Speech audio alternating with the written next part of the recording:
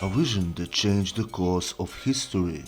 A shining cross floating in the sky over which was written the saying, "In hoc signo vinces, in this sign thou shalt conquer."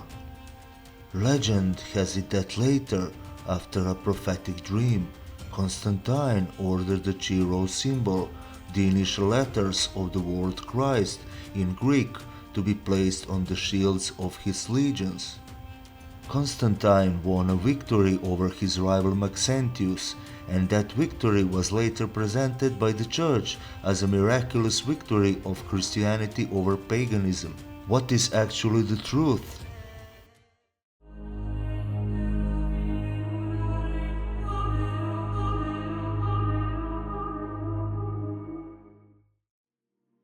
With the Edict of Milan in 313 AD, Constantine banned the persecution of all forms of monotheism.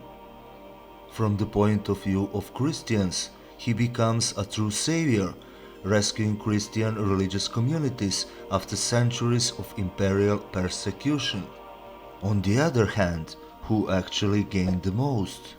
Constantine allowed church dignitaries to become part of the state apparatus and strengthened the secular power of the church. He placed the Roman bishop at the head of Christianity against the rival centers in Alexandria and Antioch. Finally, the outcome of the Council of Nicaea in 325 AD, personally presided over by Constantine, gives the Roman Christian bishopric the right to interpret what is the true religion and what is heresy. The Christianity we are familiar with today was created by the Council of Nicaea.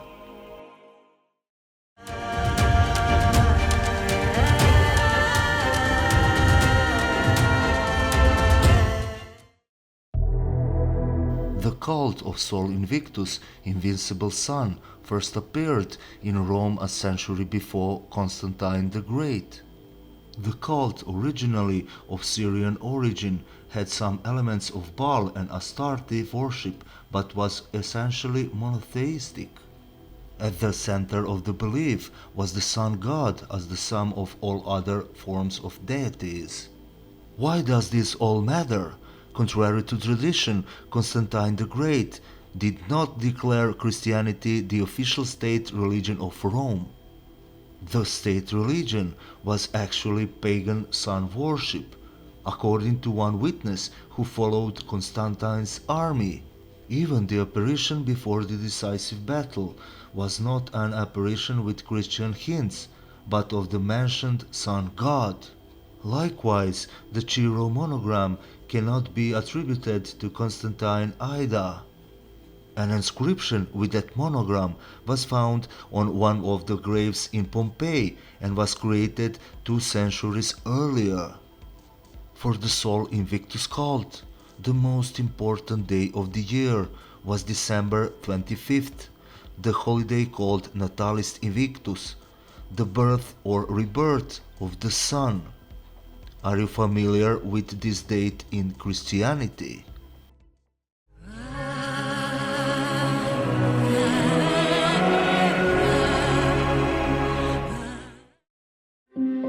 In addition to all that has been said, what did Constantine really believe in, and how did the Christian Church as we know it now come into being?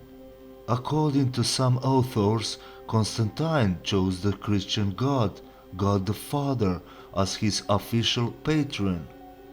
However, that God the Father would not mean anything new, but only a new name for the sun god, Sol Invictus. It turns out that Constantine neglected Jesus, but certainly recognized the role of Messianism. Why did he do that? Like any warlike pagan ruler, he wanted to concentrate all power and worship in his own hands. Using the enormous influence of Christianity, which he skillfully weaved together with pagan beliefs into the newly formed state Christian Church, he declared himself the new Messiah. Constantine's religion returns us to the context of the Old Testament, where he himself is the fulfillment of God's promise to become a king like David, who saved his people. All of this is supported by the fact that he finally performed the act of baptism on his deathbed.